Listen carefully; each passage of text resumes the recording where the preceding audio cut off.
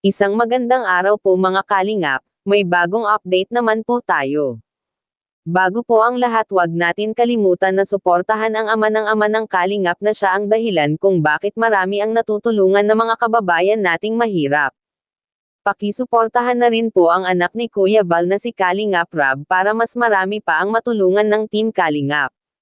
At sa lahat po ng nanonood ng video ng Kalingap, kung maaari po wag natin skip ang ads ng videong ito kasi malaking tulong na po yan lalo na sa mga pinapabahayan at sa mga beneficiary ng Kalingap. Sana po patuloy lang natin suportahan ang Team Kalingap. Paunawa po kung may hindi kayo nagustuhan sa vlog na ito, Kalingap Rab susuko na. Yan po ang ating alamin dito sa reaction video. Narito po ang maikling video, panoorin po natin. Pakiusap po patapusin muna ang reaction video na ito at nang malaman ang nilalaman nito bago po kayo magkomento. Maraming salamat po. Araw po sa inyo lahat mga kalingap. So another day, another mission and another adventure tayo. Today, update po namin kayo sa isa pa namin pabahay, yung bahay po ng Tres Marias.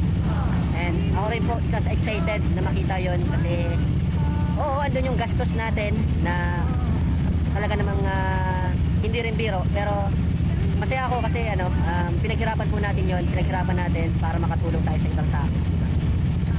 And yung bawat vlog natin, syempre hindi yan basta-basta eh. Kumbaga nakikita lang nila is yung naka-upload na, pero di nila alam kung gaano kahirap, yung pagod, diba? Kaya yun, masaya ako na nagiging instrumento itong YouTube channel natin para makatulong sa iba, sa ibang pamilya. Ano po? At ito na nga po, particular na itong pamilyang ito na Tres Marias. Kaya tara po, samahan niyo po kami at papakita po namin sa inyo kung gaano nakaganda ang bahay po ng Tres Marias.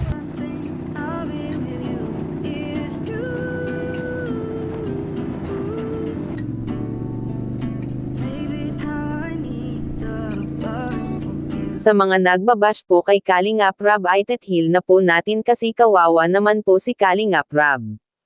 Lahat ng ginagawa niya para po sa mga mahihirap, kaya sana po itigil na natin, hindi po kasi natin naiintindihan ang pagod at sakripisyo po ni Kalingap Rab para sa mga kababayan nating mahirap.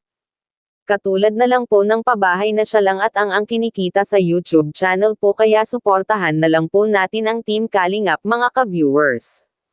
Kasi sumusuko na po si Kalingap Rab dahil sa mga binabatikos sa kanya, hindi man po lahat pero marami po ang nagagalit kay Kalingap Rab. Ulan at init ang nararanasan nila, tinitiis lang po, makatulong lang sila sa mga mahihirap mga kalingap. Hanggang dito lang po muna ang ating reaction video na ito. Maraming salamat po sa patuloy ninyong pagsuporta sa vlog na ito.